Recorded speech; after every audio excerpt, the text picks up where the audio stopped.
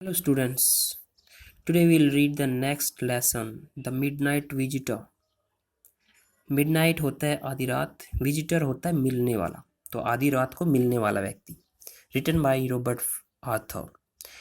There are four main characters in the story, Ojabal, Fowler, Max and Henry. इनको अलग अलग से पढ़ेंगे हम.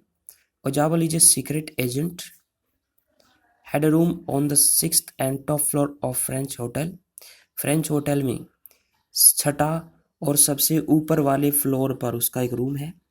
वह बहुत ही मोटा है और फ्रेंच और जर्मन भाषा बोल सकता है. दूसरी तरफ फाउलर है.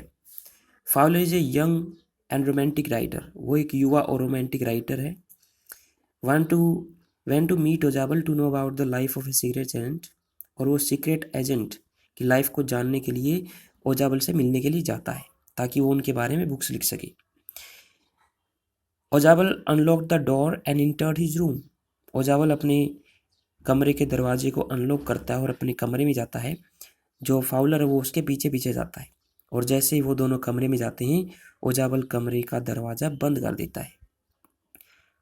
जो ओजाबल है वो फाउलर को बताता है कि उसके पास बहुत ही ज़रूरी पेपर आने वाले हैं जो कि मिसाइल से संबंधित हैं और ये जो पेपर हैं ये बहुत ही इम्पोर्टेंट हैं क्योंकि ये बहुत ही जल्द देश के भविष्य को बदल सकते हैं और बहुत सारे व्यक्तियों ने इनके लिए अपनी जान को खतरे में डाला है. और जब वो उसको बताता है तो फाउलर को इन कागजात के महत्व के बारे में पता चलता है. जैसे ही Ozabal switched on the light and saw remarkable right sight. जैसे ही ओजाबल कमरे की लाइट को चालू करता है उसको एक हैरान करने वाला दृश्य दिखाई देता है. वो दृश्य क्या था? He saw Max who had an automatic pistol in his hand. वो मैक्स को देखता है जो कि कमरे के सेंटर में खड़ा हुआ था और उसके हाथ में एक ऑटोमेटिक पिस्तौल थी. इसको देखकर फाउलर भी डर जाता है. फिर ओजाबल जैसे ही आर्म चेयर पर बैठता है तो मैक्स उसको कहता है कि तुम्हारे पास जो कागजात आने वाले हैं वो तुम जल्दी ही मुझे दे देना, नहीं तो मैं तुम्हें शूट कर दूंगा. जो ओजाबल है वो एक स्टोरी बना लेता है तुरंत और वो कहता है he would have a quarrel with the manager concerning to the balcony. कि वो बालकनी को लेकर, बरामदे को लेकर मैनेजर के साथ झगड़ा करेगा. वो झगड़ा क्यों करना चाहता था? तो वो इस बालकनी के इश्यू को बताता है कि ये जो 6th फ्लोर है, 5th फ्लोर पर जो रूम है उनके यहाँ एक बालकनी है और ये बालकनी पहले कभी इस रूम तक नहीं हुआ करती थी. वो उसको बताता है कि जो इस ओजाबल के रूम के साथ लगता रूम है उसके नीचे वो बालकनी हुआ करती थी क्योंकि ये दोनों कमरे पहले एक ही कमरा हुआ करते थे और जब इन रूम्स को अलग किया गया था तो इस बालकनी को यहाँ से हटाने की बात कही गई थी. पहले भी एक व्यक्ति इस बालकनी से होकर ओजाबल के रूम में घुस आया था और ये दूसरी बार है जब मैक्स इस कमरे में इस बालकनी से होकर घुस आया है. तो मैक्स इस बालकनी के बारे में सुनता है और उसको अपनी प्लानिंग आगे करने के लिए इस बालकनी का सहारा लेना पड़ेगा. वो हम आगे पढ़ेंगे. तो जैसे ही ओजाबल बताता है कि उनके पास कुछ महत्वपूर्ण कागजात आने वाले हैं, वो बताता है कि 12:30 बजे की अपॉइंटमेंट है उन कागजात को प्राप्त करने की. तभी दरवाजे पर खटखटाहट होती है. कोई दरवाज़ा खटखटाता है और मैक्स ये सुनकर घबरा जाता है. अब मैक्स ओजाबल से पूछता है कि दरवाजे पर कौन हो सकता है.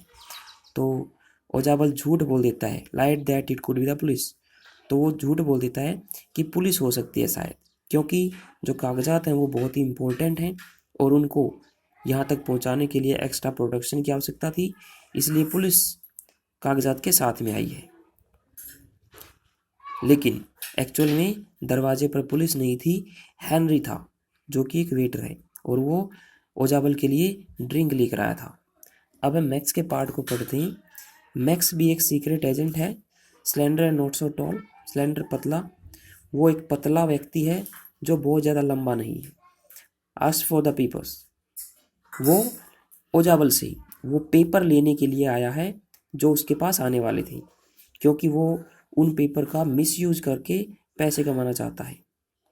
और जैसे ही मैक्स बालकनी के बारे में सुनता है वो इसके बारे में हैरान हो जाता है और वो ओजाबल को बताता है कि वो बालकनी से नहीं आया बल्कि ही हैड ए पास की ऑफ द रूम, बल्कि उसके पास तो कमरे की एक पास की है, एक मास्टर की है।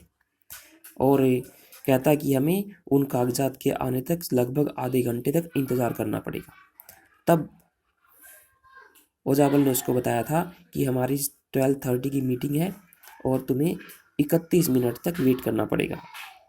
फिर जैसे ही दरवाज़ा खटखटाया जाता है तो ही बिकेम नर्वस, वो नर्वस हो जाता है और वो ओजाबल को कहता है कि जैसे ही पुलिस यहाँ से चली जाए तुम वो कागजात मेरे हवाले कर देना। He went towards the window to escape, और वो कमरे की खिड़की की तरफ जाता है जिसके नीचे ओजाबल ने बालकनी होने की बात कही थी। खिड़की में से वो फिर से एक बार ओजाबल को वार्निंग देता है कि पुलिस के जाते ही वो वापस आएगा और उसको वो कागजात दे दिए जाएं, नहीं तो वो उनको शूट कर देगा।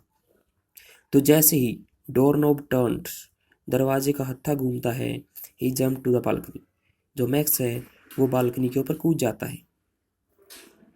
स्क्रीम्ड वैन फेल, और जब वो नीचे गिरता है तो स्क्रीम्ड, वो चिल्लाता है क्योंकि वहाँ पे कोई बालकनी ही नहीं थी। अब जो ओजाबल है वो फाउलर को बताता है कि ये तो उसकी सिर्फ एक मनगढ़ंत कहानी थी मैक्स से पीछा छुड़ाने के लिए। एक्चुअल में खिड़की के नीचे कोई बालकनी थी ही नहीं। तो मैक्स नीचे कूद जाता है और वो जख्मी हो जाता है। अब फाउलर ओजाबल से कहता है कि मैक्स वापस आ जाएगा शायद, तो ओजाबल उससे कहता है कि मैक्स अब कभी वापस नहीं आएगा क्योंकि वो जो बालकनी थी वो सिर्फ एक मनगढ़ंत कहानी थी।